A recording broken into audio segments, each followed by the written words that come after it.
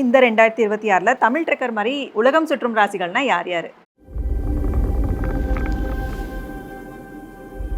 சிறப்பான ஒரு பிரபலியமானவர். அதில் வந்துட்டு நம்ம உலகம் சுற்றும் அப்படிங்கும்போது தமிழ் ட்ரெக்கர் வாசகர் ஃபாலோவர்ஸுக்கெலாம் வாழ்த்துக்கள். இப்போ மேசத்தை வந்து நம்ம எடுத்துக்கலாம். முதல் ராசியாக இருக்கக்கூடிய அமைப்பில் மேசத்துக்கு வந்து இந்த வாய்ப்பு கண்டிப்பாக வரும். ஏன்னா போன வருஷம் சில தடைகள் தாமதமெல்லாம் இருக்கும். இந்த வருஷம் வந்து அவங்களுக்கு நல்ல ஒரு வாய்ப்பை கொடுக்கக்கூடிய அமைப்பு உண்டுங்க. ஏன்னா ராகு குரு பகவானுடைய அமைப்பு கிரக கோச்சாரத்தில் எப்படி வந்து பெயருது அப்படிங்கிற ஒரு விஷயத்தை வச்சு தான். ரெண்டாவது வந்துங்க மேஷத்துக்கு வந்து இப்போ சனி பகவான் 12ல் இருந்தாலும் இப்போ வரக்கூடிய குரு பகவானுடைய சப்போர்ட்டும் இந்த ராகுவும் வந்து இவங்களுக்கு அந்த எண்ணங்களை கொடுக்கும். இப்போ அவங்க வந்து விசா வாங்கி வச்சுருந்தா தொழில் சார்ந்து போகிறது. அப்போ ஃபஸ்ட்டு போனோன்னே நம்ம வந்து பிஸ்னஸை பார்க்காம அந்த ஊரில் என்னென்ன இருக்கும், என்ன விஷயங்கள் இருக்கும் அப்படின்ட்டு. ஏன்னா முன்னாடியே சாப்பாட்டு பிரியர், வெரைட்டியாக சாப்பிடுவாங்க, டேஸ்டியாக சாப்பிடக்கூடியவங்க. அப்போ அந்த ஃபுட்டெல்லாம் எப்படின்ட்டு ஃபஸ்ட்டு இவங்க வந்து அந்த ஃபுட்டு விஷயத்தை வந்து அலசி ஆராயக்கூடியவங்க அப்படிம்பாங்க. அதே போல் இவங்களுக்கு வந்து அதர் லாங்குவேஜ் பேசக்கூடியவங்கெல்லாம் நல்ல ஃப்ரெண்ட்ஷிப்பாக வரக்கூடிய அமைப்பு இந்த ஆண்டு உண்டு. முயற்சித்து பாருங்கள், கண்டிப்பாக நடக்கும். அடுத்தது பார்த்திங்கன்னா மிதுனம்.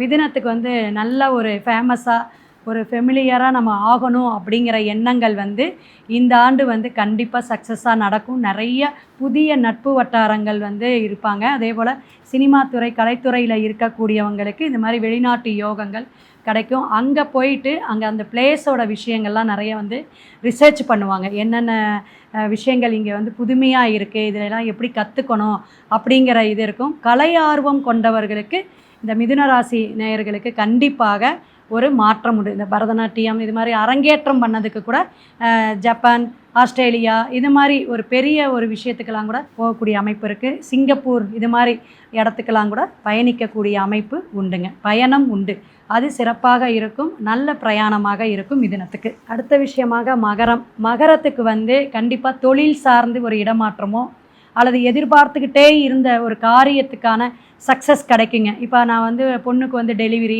அவங்க வந்து யுஎஸ்ஏ யூகேல இருக்காங்க, நாங்கள் போகணும் அப்படிங்கிற ஒரு விஷயமாக இருக்கலாம்.